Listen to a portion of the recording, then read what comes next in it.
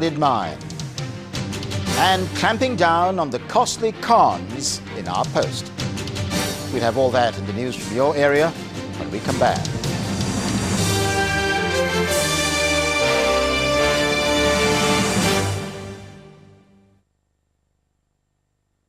To celebrate Rover's launch of 2 special editions for the Commonwealth Games, Jonathan Edwards will now attempt the outstanding feat of jumping both our new models. The Rover 25 Spirit S with fog lights, alloy wheels, electric front windows, air conditioning and CD tuner. The Rover 45 Spirit S with front fog lights, 15-inch alloy wheels, ABS, alarm, immobilizer and rear spoiler. Final dive then, Wong Tel Num of Malaysia. A really difficult double somersault with half a twist. The gold medal could be his. What's he doing? He's taken off his trunks. He's jumped in with absolutely nothing on. The judges can't believe it. He's taking a bath. Imperial Leather, official sponsors of the Commonwealth Fun and Games. At Magnet, we make a new kitchen even more of a pleasure because our half-price sale is now on but must end Saturday the 3rd of August.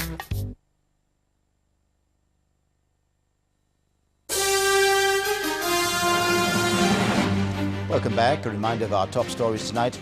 An emergency appeal has been launched for 14 million people facing starvation in southern Africa.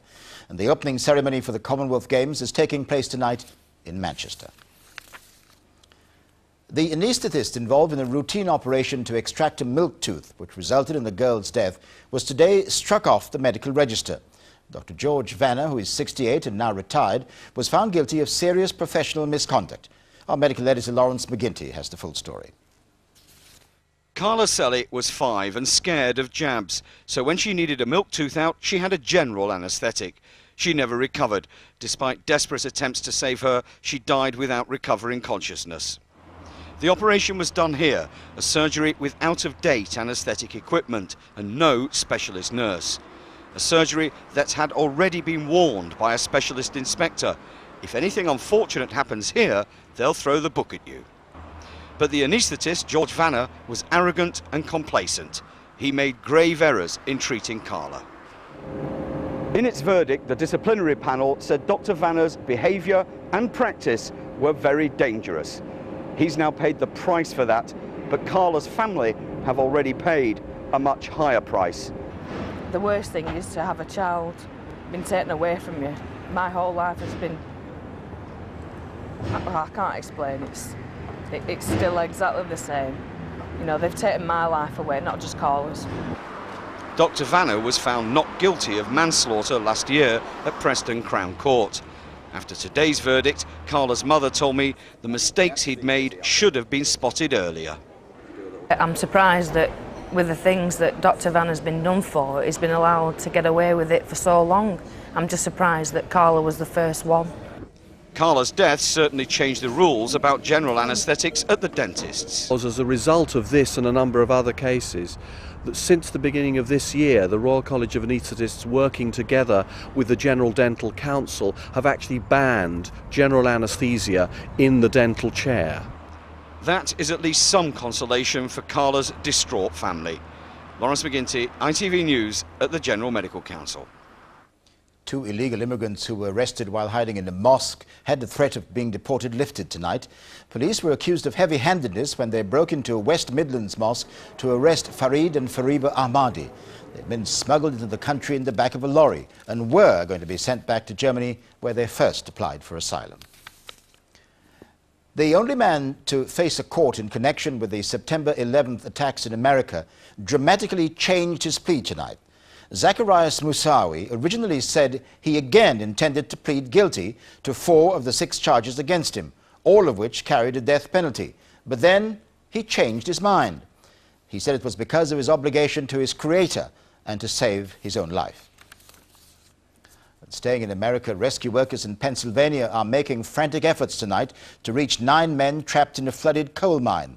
They believe that some at least are in an air pocket, but with the water level rising, they're calling it a race against time. Robert Moore in America has the latest. The rescuers are tonight still battling to reach the trapped miners.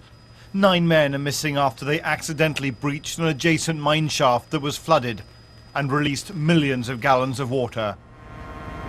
According to those on the surface, at least some of the miners are alive. Tapping has been heard through special listening devices. We were able to put that 6-inch hole through into the area where we thought the miners would be. And when we put that hole through, we had communication with the miners that were down there. There was no indication of how many were there, but we had tapping on our drill still.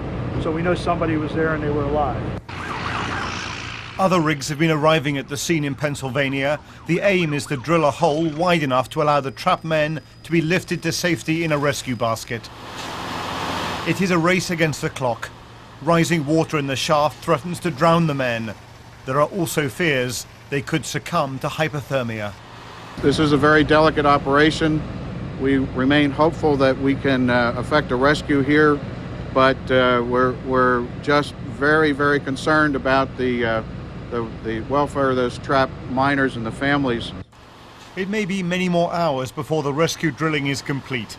It's believed the trapped men remain about 100 meters below ground. Robert Moore, ITV News, Washington. I'll be back a little later with a report on the prize offer scams, which net millions of pounds from the unsuspecting. But first, the news from your area. Good evening, I'm Marcus Powell. These are the main stories in London tonight. A vulnerable pensioner has died following a burglary at her home in Leigh-on-Sea in Essex. Detectives are treating 89-year-old Eva May Crossley's death as manslaughter. She wasn't attacked, but her health deteriorated badly after the burglary and she died 3 days later, as Christopher Peacock now reports. In this quiet cul-de-sac at Leigh-on-Sea, where elderly people come to spend the last remaining years of their lives in peace, the daily routine of being one big family has been shattered by a sudden death in the community.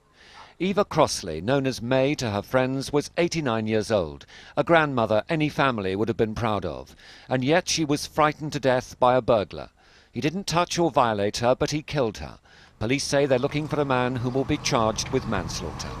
I mean, it's quite awful. It's an 89-year-old woman, and anybody would really want their relatives to die peacefully in their old age, and quite clearly that the trauma suffered by May following the burglary has caused her death. May Crossley died because she left her downstairs bathroom window open. The burglar had kept watch on the estate. His target, elderly people who remember a time when they didn't have to lock the front door. What happened to Eva May Crossley meant that she had to confront her worst fears. She woke up at midnight to find a light on outside her bedroom. That told her a stranger was inside her house. The man then confronted her in her bedroom. She, with great presence of mind, managed somehow to get rid of him. She even gave a statement to the police. Then she collapsed. 3 days later, she died from heart failure. She used to walk around the block every day. Although she was an invalid with a wheelie frame, she was able to walk round and kept going. And she said they wouldn't beat her, but I'm afraid they have. Police say May was probably killed by the